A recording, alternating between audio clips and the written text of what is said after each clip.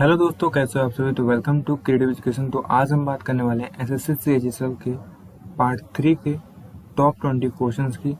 तो बिना time waste किए चलिए वीडियो को स्टार्ट करते हैं और देखते हैं 20 क्वेश्चंस जो कि बहुत इंपॉर्टेंट है और इसमें से आने के चांसेस बहुत ही ज़्यादा हैं। तो अगर आपने पहले के 2 सीरीज़ नहीं देखे तो उसको ज़रूर देख लीजिएगा, क्योंकि उसमें से भी क्वेश्चन इम्पॉर्टेंट है, तो आने के चांसेस हो सकते हैं कि क्वेश्चन उनमें से बने। और यहाँ भी मैंने कुछ मोस्ट इम्पॉर्टेंट क्वेश्चन लेके आए हैं। तो चलिए लेक्चर को शुरू करते हैं और देखते हैं कुछ इम्पोर्टेंट क्वेश्चन और उनके फैक्ट। तो आज का हमारा पहला क्वेश्चन है, मेहरगढ़ में संभवत कपास की खेती होती है। Cotton was probably cultivated in Mehrgarh है। तो यहाँ पे ऑप्शन है 7000 साल पहले, मतलब खेती होती थी, कपास की खेती होती थी कहाँ पे, मेहरगढ़ में। तो कितने साल पहले जो है कि कपास की खेती होती थी, तो राइट ऑप्शन है 7000 पहले। 7000 साल पहले जो है कि कपास की खेती होती थी कहाँ पे, मेहरगढ़ में। ठीक है, आई होप आपको क्लियर होगा। नेक्स्ट क्वेश्चन है, Harappa city was found during excavation on the bank of which river around the year 1920 to 21 means वर्ष 2020-21 के आसपास किस नदी के किनारे खुदाई के दौरान हड़प्पा शहर मिला। आपने पढ़ा होगा सिंधु घाटी सभ्यता के बारे में, जिसमें हड़प्पा सिटी एक बहुत ही फेमस टॉपिक है। तो उसी के बारे में यहाँ पे बात किया जा रहा है। तो ये हुआ था रावी। ठीक है, किस नदी के किनारे खुदाई हुई थी, तो रावी नदी के किनारे खुदाई हुई थी, रावी नदी। ऑप्शन डी जो है वो करेक्ट है। अगला क्वेश्चन है हमारा, where is Mohenjodaro located. Means कह रहा है कि मोहनजोदड़ो कहाँ स्थित है। तो आपको यहाँ पे ऑप्शन है खैबर पख्तूनख्वा, पंजाब, सिंध, या फिर राजस्थान। तो जो है कि सी ऑप्शन जो है कि सही है, सिंध। ठीक है, कहाँ स्थित है मोहनजोदड़ो, सिंध में स्थित है। ओके, सिंह जो है कि राइट ऑप्शन, ऑप्शन सी जो है राइट ऑप्शन। अब यहाँ पे मोहनजोदड़ो के बारे में कुछ फैक्ट देखिए। मोहनजोदड़ो प्राचीन भारत के सिंध प्रांत का एक पुरातात्विक स्थल है। सिंधु घाटी सभ्यता के अनेकों अवशेष मतलब कह सकते कि मटेरियल जो कि उनके प्राप्त हुए हैं, जिससे पता चला कि ये रावी नदी खुदाई हुई थी, तो उसमें ये सब अवशेष निकले थे। ठीक है, मोहनजोदड़ो के। और यहाँ पे मोहनजोदड़ो सभ्यता के बारे में कुछ फैक्ट दिया हुआ है, तो मैं यहाँ पे डिटेल में नहीं जा रहा हूँ, आप इन सभी को पढ़ लीजिएगा। तो यहाँ पे कुछ हाईलाइटेड पॉइंट है, जैसे राखाला दास बनर्जी ने 2021 में खोज की थी। तो ये सब आप पढ़ लीजिएगा तो आपको यहाँ पे क्लियर हो जाएगा। ठीक है, ये पीपीटी आपको टेलीग्राम चैनल पे मिल जाएगा। अगर आप हमारे टेलीग्राम चैनल से ज्वाइन नहीं है तो लिंक दिया हुआ है डिस्क्रिप्शन में, वहाँ पे जाके आप चैनल को ज्वाइन कर सकते हैं। ओके, तो आगे मूव करते हैं। यहाँ पे फोर्थ क्वेश्चन है हमारा, धोलावीरा राज्य में स्थित है। किस राज्य में स्थित है, गुजरात, झारखंड, राजस्थान या फिर छत्तीसगढ़। तो ये है गुजरात में। ठीक है, धोलावीरा कहाँ पे, गुजरात में है। गुजरात में स्थित है धोलावीरा क्या है, गुजराती है। ठीक है, भारत के गुजरात राज्य के कच्छ जिले की बचाऊ तालुका में स्थित एक पुरातत्व स्थल है। ठीक है, क्या है, एक पुरातत्व स्थल है। इसका नाम यहाँ के 1 किलोमीटर दक्षिण में स्थित ग्राम पर पड़ा है। ठीक है, एक धोलावीरा जो है कि 1 किलोमीटर दक्षिण में एक स्थित गांव है, ग्राम मतलब गांव, वहां से इसका नाम पड़ा है धोलावीरा, जो राधनपुर से 165 किलोमीटर दूर स्थित है। धोलावीरा में सिंधु घाटी सभ्यता के अवशेष और खंडहर मिलते हैं, और यह उस सभ्यता के सबसे बड़े ज्ञात नगरों में से एक था। उस समय में सिंधु घाटी सभ्यता जो था वो बहुत ही एक मतलब कह सकते हैं कि सबसे बड़े ज्ञात नगर में से एक था। अगला क्वेश्चन है यहाँ पे, what was the most important feature of the Indus valley civilisation. Sindhu घाटी सभ्यता की सबसे महत्वपूर्ण विशेषता क्या थी, वस्तु विनिमय प्रणाली, स्थानीय परिवहन प्रणाली, या फिर ईंट से बने भवन, या फिर प्रशासनिक प्रणाली।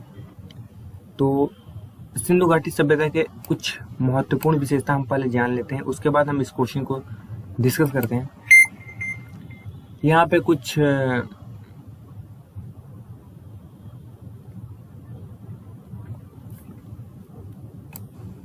विशेषता दी गई है, जैसे कि नगर नियोजन में, निकास प्रणाली में, पृथक्करण में, सार्वजनिक संरचनाएं में, कृषि, पशुपालन और भी कई सारे यहाँ पे दिए। लिपि, मूर्तियां, मुहरे, वजन और माप प्रणाली के बारे में यहाँ पे सभी दिया हुआ है। व्यापार, धर्म, सब के बारे में यहाँ पे दिया हुआ है।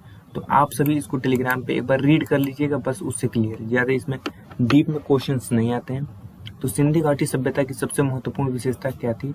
तो विशेषता अगर हम बताएं आपको, तो ईंट से बने भवन, ठीक है, ईंट से बने भवन जो है कि बहुत ही महत्वपूर्ण विशेषता थी, ठीक है, क्योंकि उस समय ईंट से भवन बनवाना कोई उतना आसान काम नहीं था। तो ये एक सबसे महत्वपूर्ण विशेषता है उस समय की।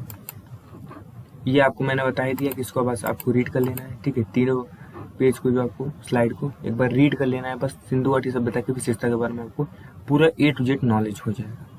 क्वेश्चन 6 है यहाँ पे, in which of the following groups of Harappan cities have fire pits been found? Harappa नगरों में निम्नलिखित समूहों में से किस समूह में अग्निवेदियां पाई गई हैं? अग्निवेदियां मतलब फायर पीट, ओके। तो कालीबंगा और लोथल, बनवली और चंद्रुड़ो, मोहनजोदड़ो और हड़प्पा, मोहनजोदड़ो और धोलावीरा। तो यहाँ पे जो कालीबंगा और लोथल जो है कि राइट ऑप्शन हो जाएगा। कालीबंगा और लोथल में जो है कि समूहों में से किस समूह में अग्निवेदियां पाई गई? तो अग्निवेदियां कहाँ पाई गई? कालीबंगा और लोथल में, ठीक है। ये पूछा गया है हड़प्पा नगरों से, तो मतलब आप इसको टिक मत कर दीजिएगा, मोहनजोदड़ो से और धोलावीरा से। यहाँ पे कालीबंगा जो है कि कालीबंगा और लोथल जो है कि राइट ऑप्शन है, ओके। आगे बढ़ते हैं। निम्नलिखित में से कौन सा किसी देश का मौलिक कानून जो सरकार के विभिन्न अंगों के रूपरेखा और प्रमुख कार्यों को निर्धारित करता है? Customs, internal law, constitution, ordinance, प्रथाएं, अंतर्राष्ट्रीय कानून, संविधान या फिर अध्यादेश। तो कॉन्स्टिट्यूशन आप सभी को ये पता होगा कि संविधान जो है कि किसी न किसी देश का होता है, जो कि देश में जो पीपल हैं उनको कैसे रखना है, देश के लोग कैसे रहेंगे, उनके अधिकार क्या हैं, ओके। तो देश कैसे चलाया जाएगा उसके बारे में सब यहाँ पे कॉन्स्टिट्यूशन में लिखा रहता है। तो उसी के हिसाब से हमारा देश चलता है, ओके। तो ऑप्शन सी जो है वो संविधान सही है। अब यहाँ पे भारत संविधान के भाग लिख लेते हैं। भारत संविधान 22 भागों में विभाजित है। कितने भागों में? 22 भागों में। बहुत ही इंपॉर्टेंट है ये। तथा इसमें 395 अनुच्छेद एवं 12 अनुसूचियां हैं। सभी भाग दिए गए हैं और अनुच्छेद कहाँ से कहाँ तक दिया गया है, किस भाग में, वो सब आपको दिया गया है। तो मैं बता देता हूँ। भाग 1 में संघ और उनके क्षेत्र हैं, अनुच्छेद 1 से 4 तक। नागरिकता के बारे में दिया गया है, अनुच्छेद 5 से 11 तक। मलभूत अधिकार, अनुच्छेद 12 से 35 तक। राज्य के नीति निदेशक तत्व, अनुच्छेद 36 से 51 तक। ये किस में दिया गया है? भाग 4 में। अब भाग 4 ए है यहाँ पे, ठीक है। उसका सब पार्ट है मूल कर्तव्य, अनुच्छेद 51 ए, ओके। यहाँ पे 51 पे खत्म हुआ है तो यहाँ पे 51 ए बना है, ओके। जैसे 4 ए इसका सब पार्ट है। और यहाँ पे भाग 5 संघ, अनुच्छेद 52 से 151 तक दिया गया है। फिर भाग 6 जो है कि राज्यों के बारे में दिया गया है, जो अनुच्छेद 152 से 237 तक है। और यहाँ पे भाग 7, 8, 9, 10, 11, ठीक है। फिर 12, 13, 14, फिर 14 ए यहाँ पे दिया गया है, इसको वो पढ़ लीजिएगा। 15, 16, 17, 18, 19, 20, 21, 22। तो जैसे कि हमने 22 भागों में विभाजित है, तो यहाँ पे 22 भाग पूरे हैं और 395 जो है कि यहाँ पे अनुच्छेद है, ओके। तो ये पूरा A to Z है, आप इसको एक बार रीड कर लीजिएगा ताकि आपको पता चल जाए किसमें क्या है और कहाँ तक, किस अनुच्छेद से कहाँ तक है, ओके। आगे मूव करते हैं। अगला क्वेश्चन है हमारा 8th क्वेश्चन है, निम्न में से कौन सा भारतीय अधिनियम ब्रिटिश प्रधानमंत्री ई नॉर्थ फर्स्ट की अध्ययन वाली समिति की रिपोर्ट पर आधारित था। क्वेश्चन को एक बार दोबारा पढ़िएगा। ई नॉर्थ फर्स्ट की अध्ययन वाली समिति की रिपोर्ट पर आधारित था। तो इसका जो राइट ऑप्शन हो जाएगा वो थे, देखिए, ई नॉर्थ की अध्ययन वाली समिति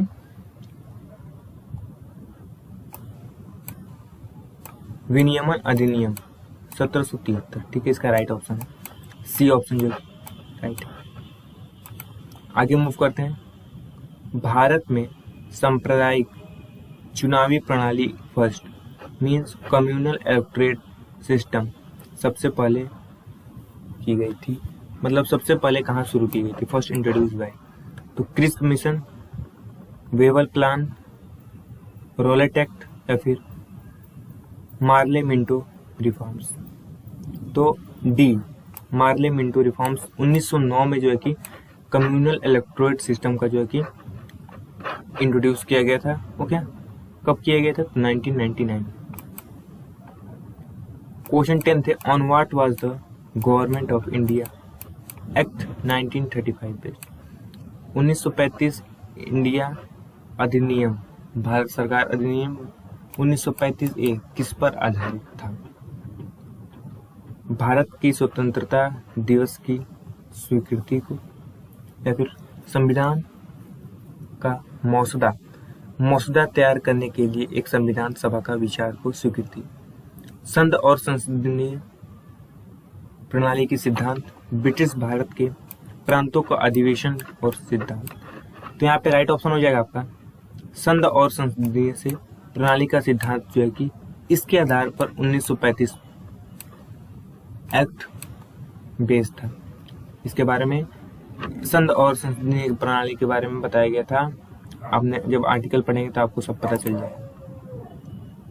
Who among the following first proposed the information of Constitution Assembly for India?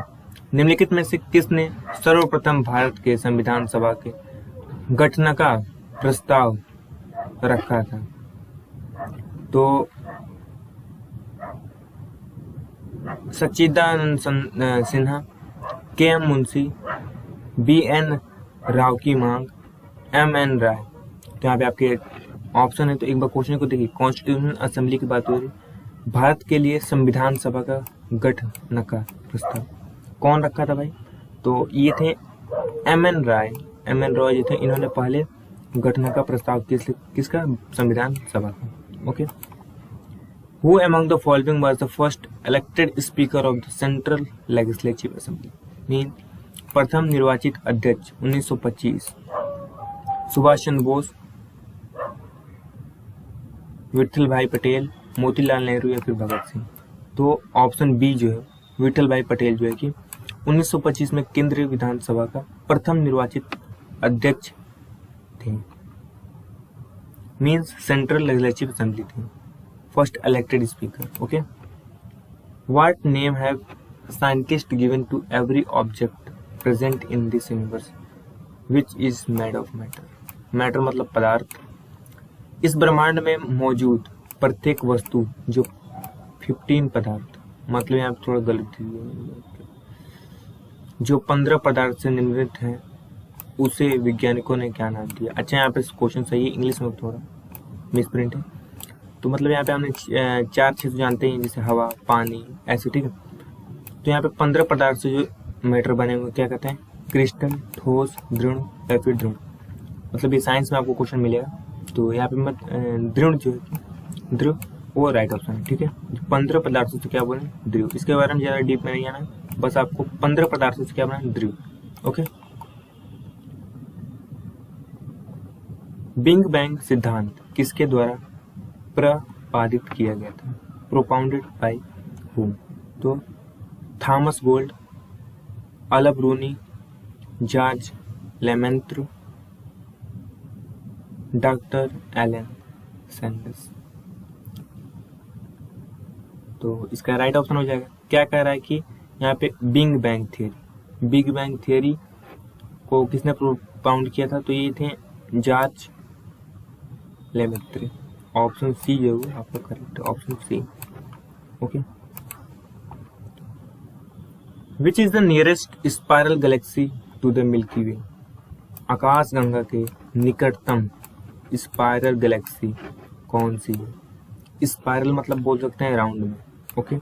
तो ड्राफ गैलेक्सी, सनफ्लावर गैलेक्सी, या फिर एंड्रोमेडो गैलेक्सी, या फिर पनवेलिया गैलेक्सी, दोसियाना भी कहा जाता है, देसियाना भी कहा जाता है। तो इसका राइट ऑप्शन हो जाएगा एंड्रोमेडो। एंड्रोमेडो गैलेक्सी जो है वो एक spiral Galaxy mean round shape में है, ओके। तो वो जो है कि मिल्की वे आकाश गंगा, ठीक है, आकाश गंगा के निकट है। कौन सी गैलेक्सी है? तो एंड्रोमेडो। मेडो बोला जाता है, मेडा यहाँ पे लिखा हुआ है, ओके। क्वेश्चन 16 है हमारा। विच is the second most abundant element in the universe. Element मतलब तत्व, कौन सा है सबसे दूसरा प्रचुर मात्रा में सर्वाधिक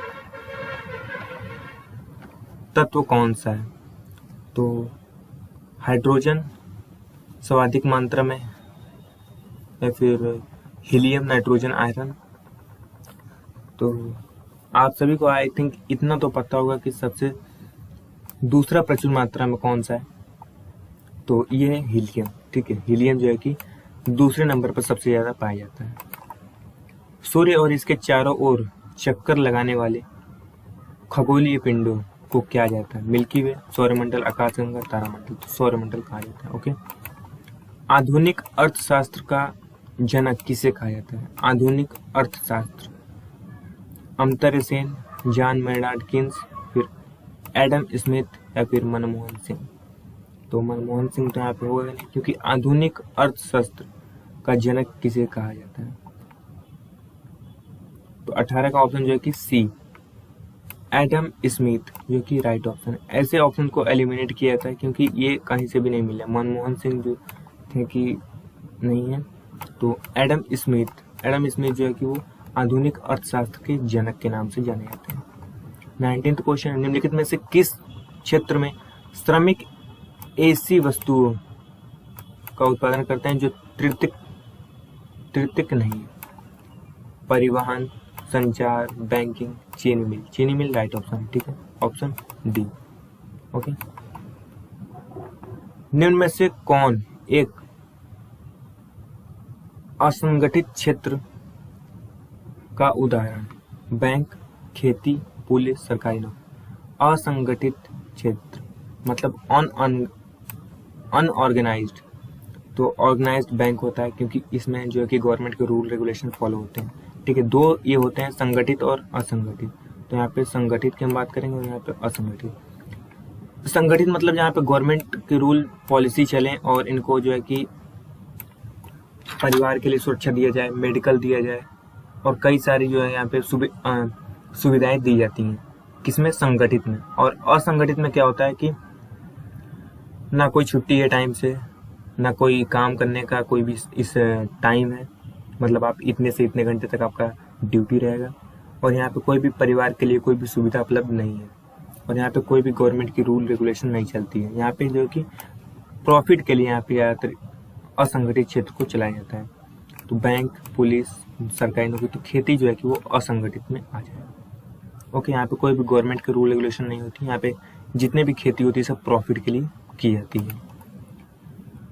तो यहाँ पे हमारा सेशन खत्म होता है, और आपको जो जैसा भी यहाँ पे अगर किसी भी क्वेश्चन में डाउट है तो question number I think mention होगा, ये मैं देख लेता हूँ। हाँ, क्वेश्चन नंबर मेंशन है सब में। तो क्वेश्चन नंबर बता के आप डाउट पूछ सकते हैं व्हाट्सएप नंबर पे, या फिर आप मेल कर सकते हैं, या फिर कमेंट कर सकते हैं। तीनों में से आपको जो भी इजी लगे आप उस पर जो भी मैसेज करना है कर सकते हैं, और अपना रिस्पॉन्स जो है कि मेल पे दे सकते हैं। तो गाइज ये मैं आपको बता दूं कि जो हम लोग का ये सीरीज चल रहा है उसी का एक माइलस्टोन टेस्ट होने वाला है SSC CHSL का। अब यहाँ पे आपको ध्यान क्या देना है, टेस्ट आईडी आपको जो है कि बहुत इंपॉर्टेंट है, इसको ध्यान देना है।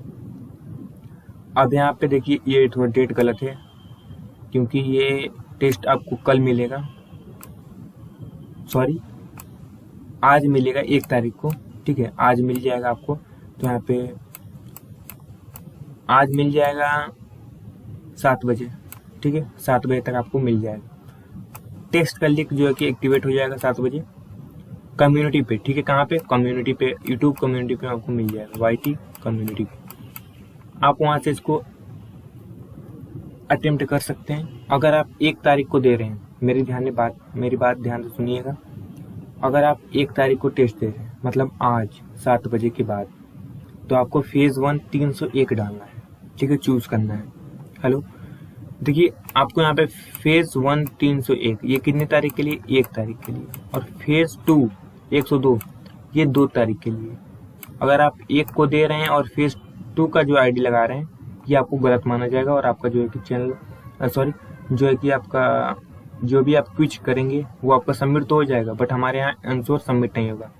और सबमिट नहीं होगा तो मैं आपको टॉपर्स में नहीं निकाल पाऊंगा, जो है कि हमारा रिजल्ट भी अनाउंस होगा, कौन सबसे ज़्यादा इसमें अटेम्प्ट किया अच्छे से। और यहाँ पे जितने भी क्वेश्चंस आएंगे आपको कहीं ना कहीं यहाँ पे सॉल्व कराए गए हैं, और कुछ जो है कि लॉजिकल क्वेश्चन आएंगे। तो यहाँ पे देखिए 1 तारीख के लिए आपको जो है कि फेज 1 301, 2 तारीख के लिए फेज 2 102। ID दोनों याद रखनी है आपको जब भी देना होगा। यहाँ पे डेट थोड़ा गलत मेंशन हो गई है, इससे कोई प्रॉब्लम है नहीं, बट मैं बता दे रहा हूँ। और ये आपको टेस्ट का लिंक जो है कि कम्युनिटी पे मिल जाएगा। और यहाँ पे भी यहाँ पे जानते हैं सब कैसे गड़बड़ हुआ है, डेट जो है कि चेंज हुआ है। आपको मिल गया होता पहले ही, लेकिन यहाँ पे थोड़ा कुछ टेक्निकल इशू आ गए थे, उसके कारण टेस्ट को पोस्टपोन किया गया है। तो आपका रिजल्ट अनाउंस जो होगा आपको कम्युनिटी पे डेट बता दिया जाएगा। ओके, आई थिंक 3 या 4 को हो जाएगा, ठीक है। उसका लाइव सेशन हम करेंगे अगर पॉसिबल हो पाता है, नहीं तो फिर हम रिकॉर्डेड जो है कि अपलोड करेंगे। इफ़ पॉसिबल तो हम ज़्यादातर कोशिश करेंगे कि लाइव आए, ओके। और लाइव का जो अगर आपको आना होगा तो कम्युनिटी पे आपको पोस्ट मिल जाएगा। आप यहाँ पे देखिए, मैं फिर से एक बार बता दे रहा हूँ। फेज 1 अगर आप 301 डालेंगे कब? 1 तारीख को, अगर आज 7 बजे दे रहे हैं तो। फेज 2 डालेंगे अगर 2 तारीख को दे रहे हैं, ओके। ये 2 दिन में टेस्ट होगा, 1 और 2 तारीख को, ओके। ऑनलाइन मोड पे होगा, पूरा क्वेश्चन जो है कि आपको बताया जाएगा। और यहाँ पे कुछ रिक्वायर मैं बता दे रहा हूँ, आपको नाम भरना पड़ेगा, नेम, मोबाइल नंबर शायद, और एक टेस्ट ID आपको डालनी पड़ेगी। ये 3 चीज़ में आपका जो है कि, इसके अलावा अगर कुछ और मांगा जाता है तो आप टेस्ट को अटेम्प्ट मत करिएगा, तुरंत हमारे पास जो है कि वो करिएगा, मेल करिएगा, ओके। इन 3 के अलावा अगर कोई भी आपकी पर्सनल डिटेल मांगी जाती है तो आप हमको तुरंत मेल करेंगे स्क्रीनशॉट लेके। वैसे आई थिंक मैंने चेक किया है, कोई और इशू नहीं है। यहाँ डेट की इशू थी तो उसको भी सॉल्व हो चुके हैं। तो 1 तारीख को आपका फेज 1 301 और 2 तारीख को फेज 2 102, ओके। तो आज के लिए यहाँ पे धन्यवाद बोलते हैं। टेस्ट के लिए आप प्रिपेयर हो जाइएगा। 7 बजे है, अभी आपके पास टाइम है, तो आप वहाँ पे मैनेज कर लीजिएगा। 7 नहीं, शायद मैं गलत बोल रहा हूँ, 7 या फिर 10 बजे से आपका टेस्ट होकर शुरू होगा, शायद ऐसे ही है। 10 बजे से 7 बजे तो आपका यहाँ पे वीडियो मिलेगा 7 बजे। 10 बजे से आपका टेस्ट स्टार्ट है, 10 बजे से स्टार्ट है आज सुबह 10 बजे से, और 2 तारीख को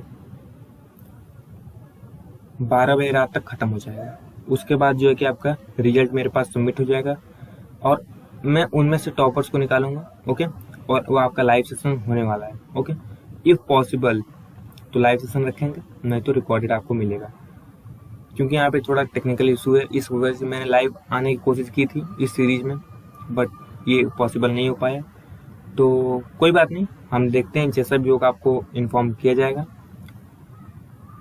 तो आज के लिए धन्यवाद, मिलते हैं अगली वीडियो में, तब तक के लिए टाटा बाय बाय।